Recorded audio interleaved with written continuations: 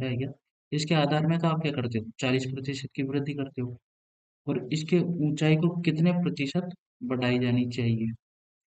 इसके क्षेत्रफल में कितने 60% की वृद्धि हो रही है।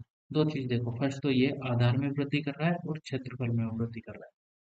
लेकिन ये आधार और क्षेत्रफल में वृद्धि कर रहा है और आपसे पूछा है हाइट में कितनी वृद्धि की जाए। त्रिभुज का क्षेत्रफल क्या होता है? त्रिभुज का क्षेत्रफल होता है क्या, 1/2 आधार इंटू ऊंचाई। यानी कि आपके पास दो वेरिएबल है, 1/2 तो आपस में कैंसिल हो जाएंगे वो दोनों के। तो देखो, आपके पास बेस है, हाइट है, और यहाँ पे इन दोनों को मल्टीप्लाई करोगे तो एरिया है, बी इंटू एच। अब एक बात बताओ, बेस में कितनी वृद्धि कर रहा है? 40% की वृद्धि कर रहा है क्या? 40% का फ्रैक्शन क्या, 2/5।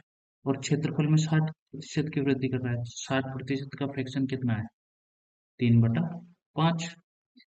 बेस में, बेस अगर आपका पहले 5 था तो बढ़ के कितना हो गया, 7 हो गया।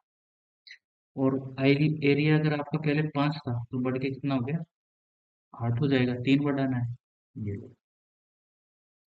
जब आपको कभी ऐसा दिया हो कि आपके पास दो वेरिएबल है और मल्टीप्लाई करने पर तीसरी कोई चीज आती है, तो उन दोनों में से अगर आपको एक दिया हुआ है और एक नहीं दिया हुआ हो, तो आप क्या करोगे, इस उस केस में आप करोगे क्रॉस मल्टीप्लाई।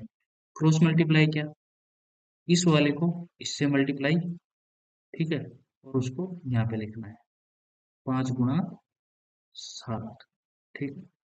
इस वाले को इससे मल्टीप्लाई और उसको लिखना है इस साइड वापस, कितना, 5 गुणा 8। अब ये क्या आ गया, एच के रेशियो आ गए क्या? रेशियो में क्या होता है, कॉमन चीजों को आपस में काट दिया जाता है, तो 5 से 5 काट दो। एच क्या बचा, एच बचा आपके पास 7 गुणा 7 रेशियो 8। एच आपके पास बचा 7 रेशियो 8। तो रेशियो में एच में कितने की वृद्धि हो रही है, 1 की वृद्धि हो रही है क्या? ये आपके पास 7 है और ये 8 है। और आपसे ये पूछा है कि ऊंचाई में कितने प्रतिशत की वृद्धि हुई है, या कितने प्रतिशत बढ़ाई जानी चाहिए ताकि उसका क्षेत्रफल है उसमें 60% की वृद्धि हो। तो कितना बढ़ा हो गया, पहले अगर 7 था तो अब 1 बढ़ा दोगे तो 8 हो जाएगा। तो 1/7 हो जाएगा क्या, एक 7 पे 1/होगी। और 1/7 का कितना प्रतिशत होता है, आपको बता रखा है 14 से ही 2/।